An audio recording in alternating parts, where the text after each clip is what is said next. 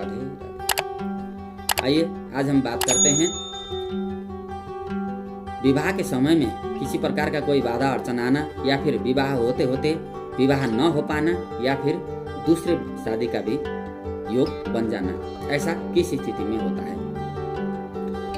हम देख रहे हैं कि किसी व्यक्ति की कुंडली में यदि सप्तम भाव के अधिपति के साथ अन्य बहुत सारे ग्रह साथ में बैठे हैं, और या फिर उनका योग बन रहा है किसी भाव में जाकर के सप्तमेश के साथ बहुत सारे ग्रह यदि बैठे हैं, और उसमें किसी प्रकार के कोई पाप ग्रह की दृष्टि अगर पड़ जाती है, तो ऐसे में शादी में धोखा होने की संभावना ज़्यादा रहती है, या फिर हो सकता है कि दूसरी शादी भी हो जाए। शुक्र मंगल की युति भी शादी में धोखे का कारक माना जाता है, क्योंकि शुक्र ग्रह हमारे शरीर में कामुकता का, वासना का कारक होता है, और मंगल ऊर्जा का कारक होता है। तो जहाँ पर कामुकता के ऊपर ऊर्जा आ जाती है, तो ऐसे व्यक्तियों का नियंत्रण थोड़ा कम रहता है। सप्तम भाव में राहु और चंद्रमा की युति होने से भी ऐसे व्यक्ति की शादी में धोखा होने की संभावना अधिक रहती है। राहु की दृष्टि अगर सप्तम में पड़े, या फिर शनि की दृष्टि पड़े, तो भी शादी में धोखाधड़ी होना लाजिमी है।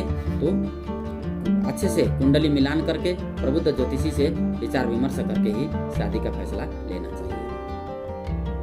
चतुर्थ भाव और सप्तम भाव में कोई भी ग्रह ना होना अच्छा माना जाता है, और खास करके पाप ग्रह ना हो तो ही अच्छा है।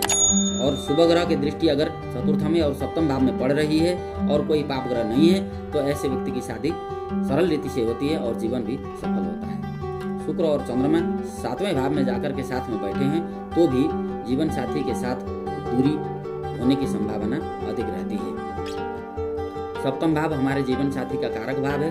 सप्तम भाव हमारे जीवन में बहुत महत्वपूर्ण है। सप्तम भाव से ही हम शादी ब्याह का देखते हैं, जीवन साथी के बारे में देखते हैं। इसलिए सप्तम भाव के विचार करते समय, या फिर शादी विवाह का विचार करते समय, सप्तम भाव को बल कहाँ कहाँ से मिल रहा है, कितने गुण मिल रहे हैं, और कुंडली में मिलान अच्छे से होना चाहिए, तब जाकर के शादी अच्छे से संपन्न होगी। यदि अगर कोई पापी ग्रह की दृष्टि उसमें पड़ रही है, या फिर अशुभ प्रभाव में है, तो उसके अनुकूल उपाय करके ही शादी ब्याह के लिए आगे बढ़ना चाहिए।